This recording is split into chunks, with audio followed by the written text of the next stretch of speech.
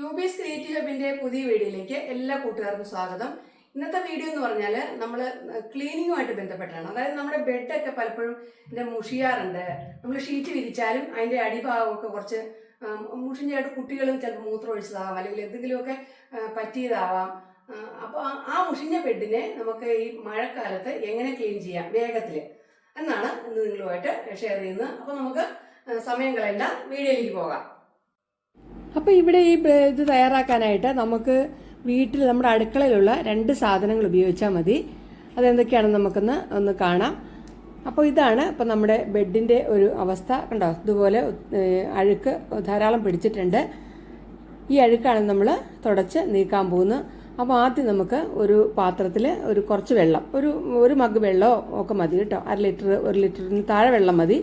അപ്പോൾ വെള്ളം എടുത്ത് ഒഴിച്ചിട്ട് നമുക്ക് അതിനകത്തേക്ക് ചേർക്കാൻ പോകുന്നത് നമ്മുടെ വീട്ടിലുള്ള സോഡാപ്പൊടിയില്ലേ, അപ്പക്കാരം എന്ന് പറയുന്നത്, അത് 2 സ്പൂൺ ഇട്ട് കൊടുക്കുന്നുണ്ട് കേട്ടോ.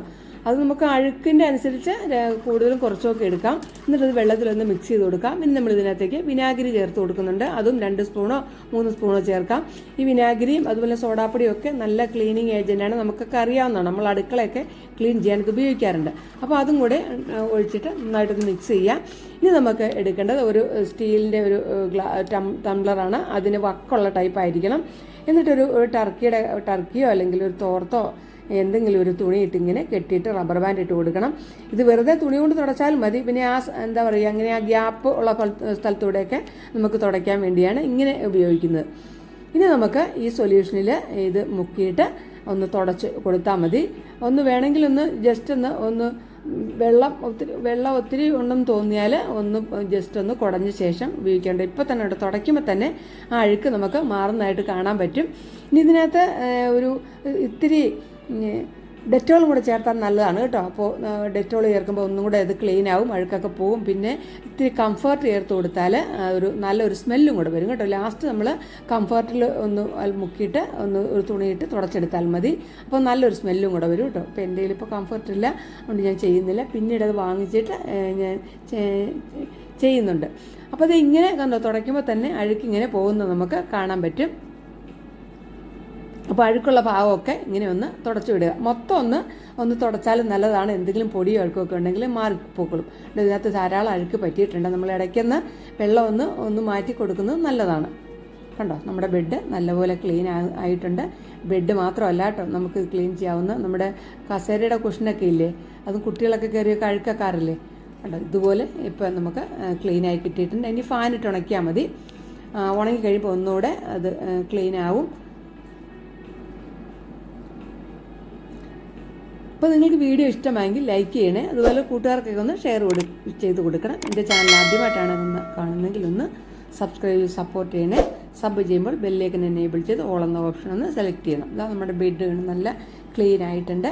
ഇനി നമുക്കിത് ഉണക്കിയ ശേഷം ഇതിൽ ബെഡിൽ കവറൊക്കെ വിരിച്ച് ഷീറ്റൊക്കെ വിരിച്ച് നല്ല സുന്ദരമായിട്ടിടാം. നമ്മൾ പറഞ്ഞല്ലോ, നമ്മുടെ ബെഡൊക്കെ എപ്പോഴും ബെഡ് ഷീറ്റ് മാത്രം വിരിച്ചാൽ പോരാ. നമ്മുടെ ഈ ബെഡ് ഒരു വർഷത്തിൽ ഒരിക്കലെങ്കിലും ഇതുപോലെ നമ്മൾ ക്ലീൻ ചെയ്യണം. അതുപോലെ പില്ലോ ആണെങ്കിൽ നമ്മൾ വാഷിംഗ് മെഷീനിലിട്ട് കഴുകാവുന്ന പില്ലോ ആണെങ്കിൽ അങ്ങനെ കഴുകുക, അല്ലെങ്കിൽ അല്ലാതെ നമ്മൾ അതിനകത്ത് ഇതൊക്കെ നീക്കിയിട്ട് കഴുകണം.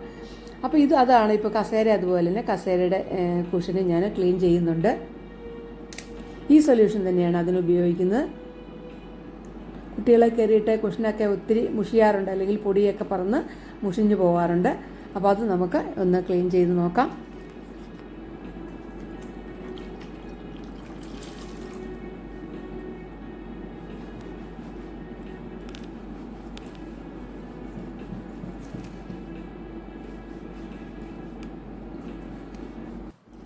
അപ്പോൾ വളരെ കുറഞ്ഞ സമയം കൊണ്ട് കണ്ടോ എത്രമാത്രം അഴുക്കുണ്ടെന്ന് കണ്ടോ. വെറും 10 മിനിറ്റ് കൊണ്ട് നമ്മുടെ ബെഡും നമ്മുടെ കസേരയും ഒക്കെ നമുക്ക് ക്ലീൻ ചെയ്തെടുക്കാം. നമുക്കൊരു പൈസ പോലും മുടക്കില്ല. കണ്ടോ, ബെഡ് അങ്ങനെ ക്ലീൻ ആക്കിയിട്ടുണ്ട്. ഇനി നമുക്ക് ബെഡ്ഷീറ്റൊക്കെ വിരിച്ചു കൊടുക്കാം.